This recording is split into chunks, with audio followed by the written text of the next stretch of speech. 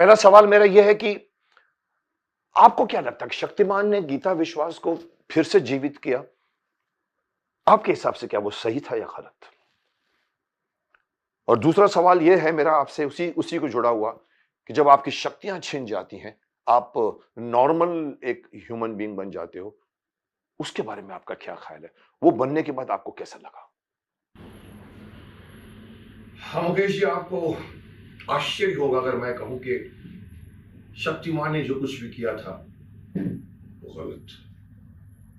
अब आप सोचोगे कि मैं तो शक्तिमान का साथ देना चाहिए मुझे, मैं शक्तिमान के साथ हूं, पर ये कुछ उसकी जिंदगी में ऐसे दो चार पल आए थे जिसमें उसका उसका मानवीय पक्ष ऊपर आ गया, तो जिसको हम कहते हैं ह्यूमन, आपका जो ह्यूमन नेचर है वो सामने आ गया था।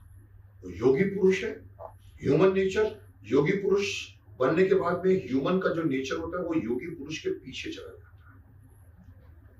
अगर किसी सिचुएशन में आदमी को सुख मिलता है तो जो ह्यूमन होता है वो नाचता है, अगर दुख मिलता है तो वो रोने लगता है, अगर कोई उसको गुस्सा करता है तो वो गुस्सा हो जाता है।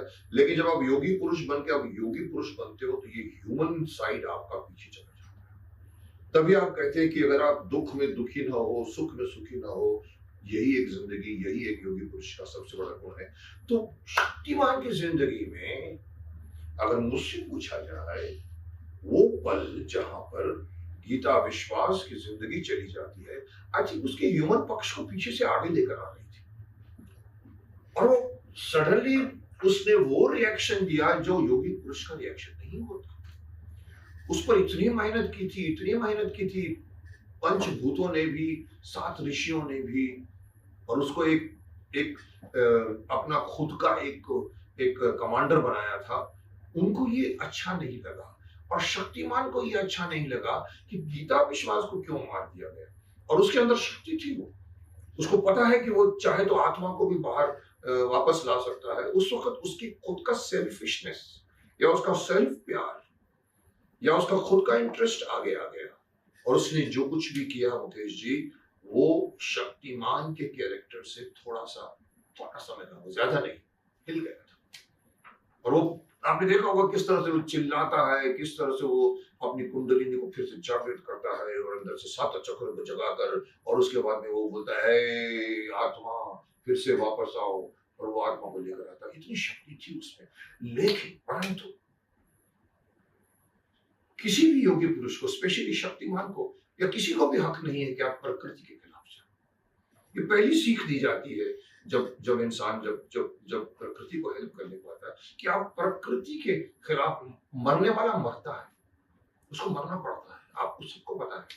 तो आजकल तो कोरोना के काल में तो आप देख रहे हैं कि किसी के हाथ में नहीं है किसी को रोकना। एक पल, एक सांस की भी किसी के पास नॉलेज नहीं होती कि अब निकल रही है तो आगे बाद में निकलेगी कि नहीं निकलेगी। तो उसको अगर वापस लाना मतलब प्रकृति के खिलाफ जाना, और जो कोई भी प्रकृति के खिलाफ जाता है वो उसको ऊपर बैठा हुआ जो पूरा तंत्र है वो कभी एक्सेप्ट नहीं करता। तो आपने देखा होगा कि पांचों पंचभूत सामने आ जाते हैं और बोलते हैं कि तुमने जो कुछ भी किया है वो तुम्हारे तुम्हारे पावर में नहीं था, और उसको बोलते हैं हम तुमसे तुम्हारी सारी शक्तियां छीन लेते हैं।